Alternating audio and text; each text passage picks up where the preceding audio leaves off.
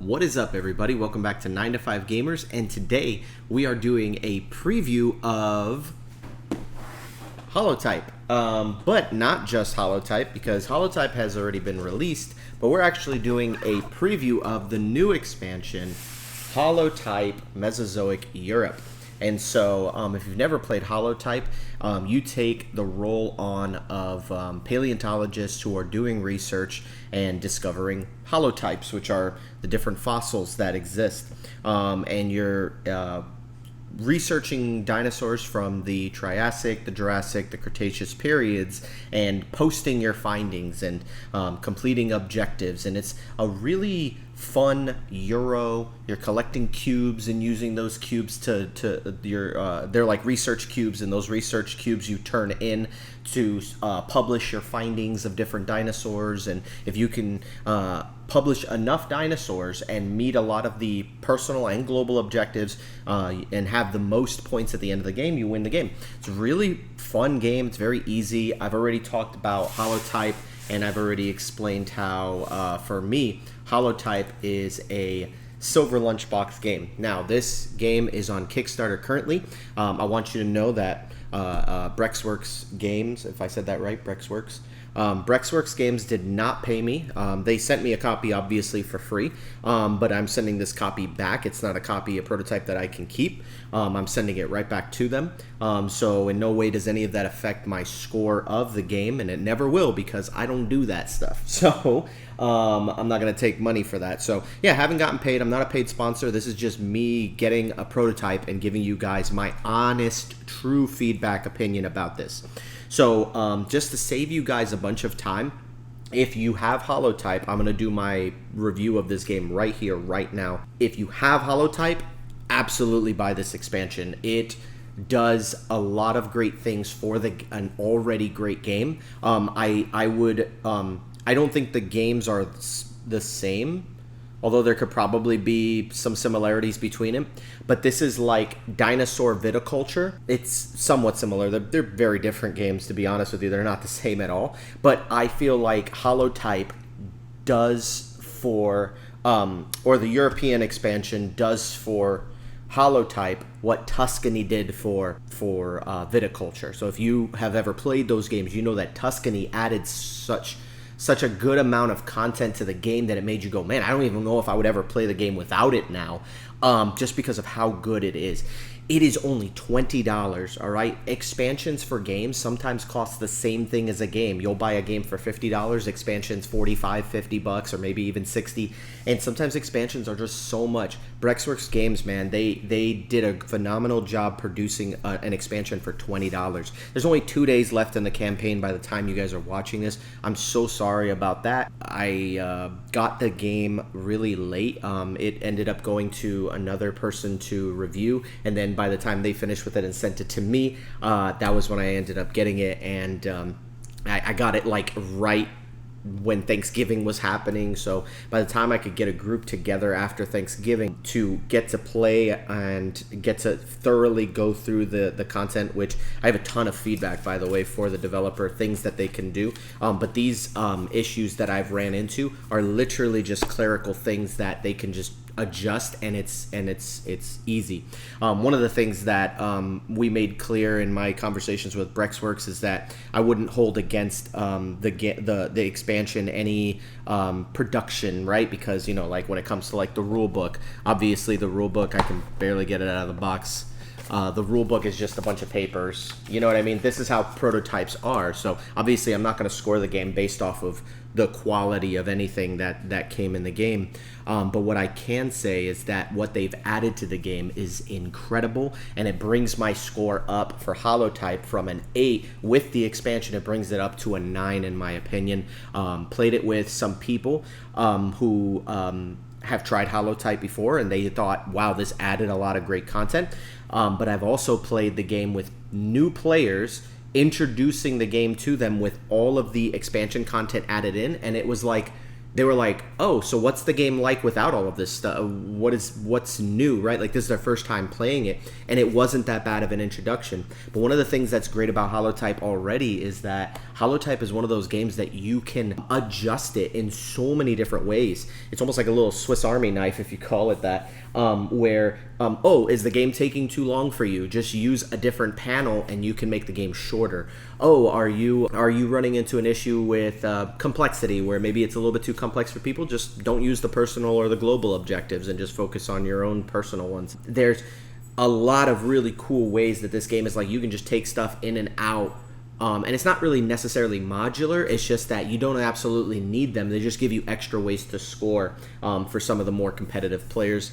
Really, really cool. So let me tell you about Holotype Mesozoic Europe. So if you're interested in the game, this is what it adds to the game. As soon as you open up the box, you're met with this rule book, and the rule book automatically at the very beginning just tells you, hey, straight up, when you play this game for the first time, when you're going to add this expansion to the base game, just replace all of the cards in the base game with the cards from the expansion. So instead of just adding a couple of extra cards that you mix in with the deck, they actually just gave you all brand new cards. And what they did was they rebalanced a lot of the cards, they rebalanced a lot of the objectives, and they made personal or global objectives that are good for 2 to 3 players. They have their own stack of goals, which I thought was really cool, because some of those goals can be kind of tough to meet when you're playing a 2 to 3 player game. Like, it looks like a 4 to 5 player amounts of dinosaurs that you need to publish your thing. So if you've never played Holotype, you want to see what it's like, go ahead and check out my review of it. But I'm just speaking to people who have played Holotype. But what it does add is it adds brand new decks to the game. It adds in bone beds, which are pretty interesting mechanics. So when you do your field expedition cards, these are the cards that when you go to that worker placement spot and you flip it over, you will end up rolling some dice to get some resources. They added bone beds now, which are pretty interesting. Bone beds are these cards that you can pick up that give you instant rewards, and some of them give you a bunch of cubes, and some of them will give you other trace fossils and different things like that. And so those bone beds are really cool, because it's like you did a field expedition, you rolled your dice, but you also get a bone bed card, so it gives you extra resources, which is really cool, because those extra resources come in handy when you're trying to produce dinosaurs.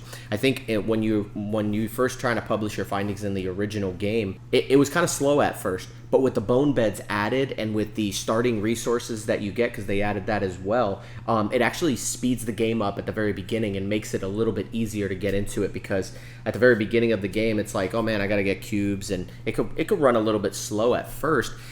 But with all of these things that they added, it made the game a lot more interesting. So they added a bunch of new cards. Most of it was rebalanced for the game. They added I think that they added a couple new trace fossils and things, or rebalanced them, because they added new types of dinosaurs in the game. That's another thing they added, was new specimens that you can research. A lot of the crocodile ones. I didn't do a very good job shuffling in one game, and that's all we were publishing was crocodiles, and there was no global objectives that needed those. So it was pretty interesting. And they have a specific name. I just forgot the name of those dinosaurs, but it was really, really good game. I love what they added with all of the different cards that they added. So they added 3 new tiles that are milestone tiles that you can add to your player board. You have 4 slots for different milestones, and you unlock them throughout the game, and they basically give you like a passive ability. So when I take a library action and I'm grabbing, the white fossil cubes, the white research cubes, you can take an extra one when you do that, or when you recall, instead of just taking 1 research cube, you could take 2 now. So like there's like little passive abilities that you can add. They added 3 new ones. One of them gives you the ability at the end of the game to cull 2 cards from your hand, which is really important, because at the end of the game, if you haven't published all of the dinosaurs in your hand, you end up losing points for each one that's in your hand. And so they added a milestone that lets you cull cards from your hand at the end of the game. They also added 2 publishing milestones. One of them that gives you a discount on the publishing action, which is not the publishing action, but the global objective action that you can take, where you can support a global objective, which gives you bonus points.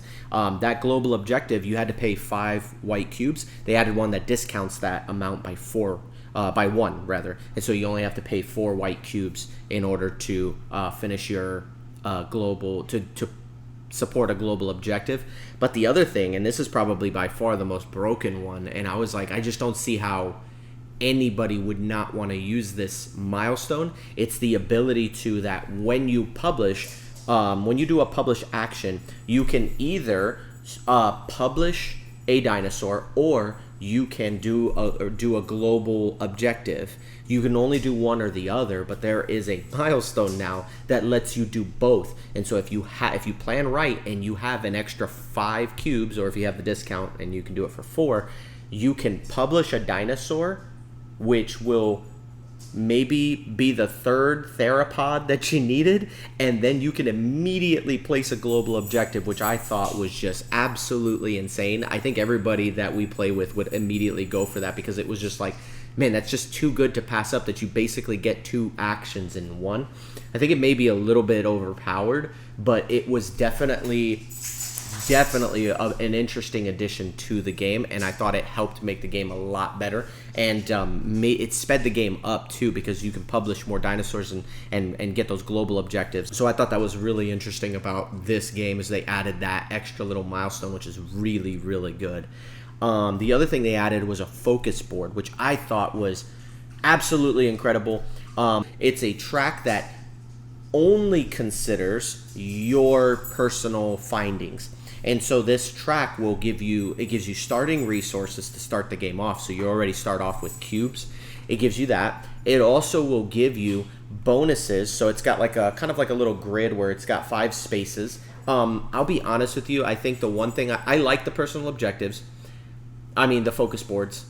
But I wish that there were more spots and more of those tokens. Even though I didn't get to fill out all of them, it just wish that each one had a little bit more options. But I think the 5 is fine.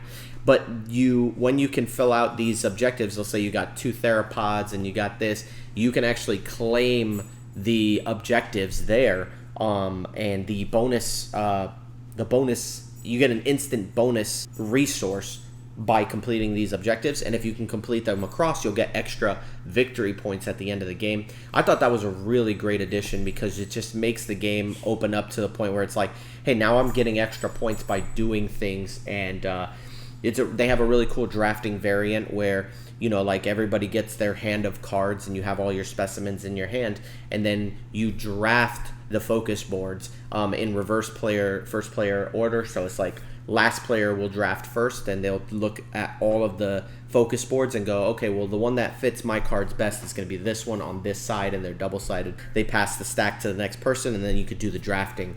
I thought that was cool. I love drafting. I love that when they add drafting to games, because I feel like that gives a nice little competitive edge, and helps the game out a lot.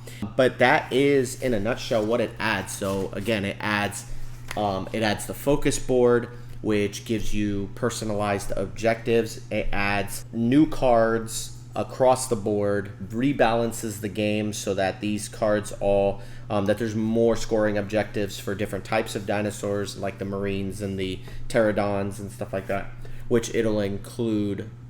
Does it include those expansions, or do you have to buy those expansions? I think you have to buy them.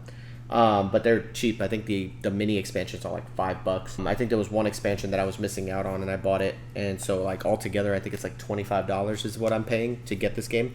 Super cheap, super affordable to get the expansion. But yeah, so as far as I'm concerned, man, they did a knockout job. Like I said, I do have some feedback and some things. These are minor things. These don't affect my score at all. I think that the expansion is a 9 out of 10. I think the expansion brings the base game up to a 9 and does exactly what Tuscany did for viticulture. It improved something that was already good, that I already loved, and just made it better. And now I only want to play with the expansion material. And so this was a really great expansion. I do have, like I said, minor things, but I'll email those to the team.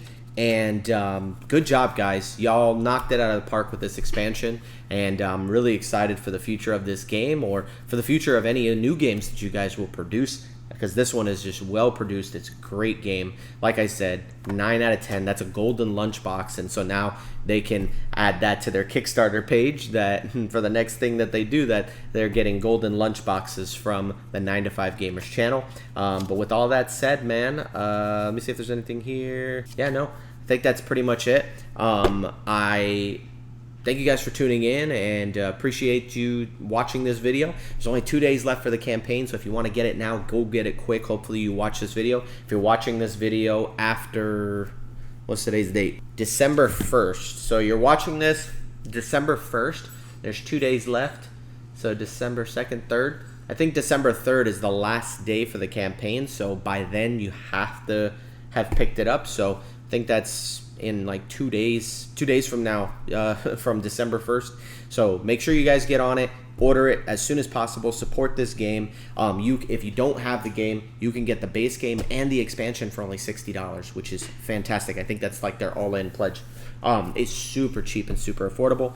Please back this game. It's super good, and I really enjoy playing it. It's 9 out of 10 for me, Golden Lunchbox Award. Thank you guys for tuning in. Hope you guys enjoy these videos. Don't forget to like, comment, subscribe, and check you guys out later. And don't forget about our giveaway that's happening. Just see my last video, the 10 stocking stuffer games. In there's a contest where you could win a copy of Ready, Set, Bet, and it's free. So I'm paying the shipping. I'm paying for everything. So if anybody tries to trick you and say, hey, all you have to do is pay shipping, that's not me. That's not this guy. Even if it has the 9 to 5 Gamers logo, I'm not charging shipping. In the comments section, all you have to do is go to that video, watch the video. It'll tell you what you need to do and to enter the contest. And also don't forget to become a member, because if you're a member, you have your own copy of Ready, Set, Bet that you're able to win. And the odds of you winning that are very, very, very big compared to winning it from just being a subscriber. Become a member, man. I'm trying to get more members. This is the way that I want the channel to operate. I do not want to take money from companies to promote their games.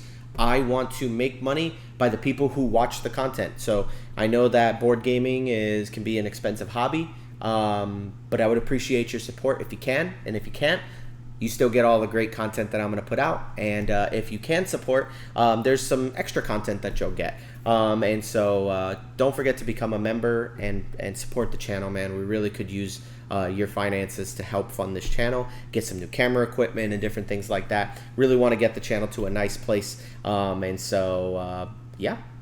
Anyways, thank you guys for tuning in. This is way too long. Love you guys. Peace out. See you guys later.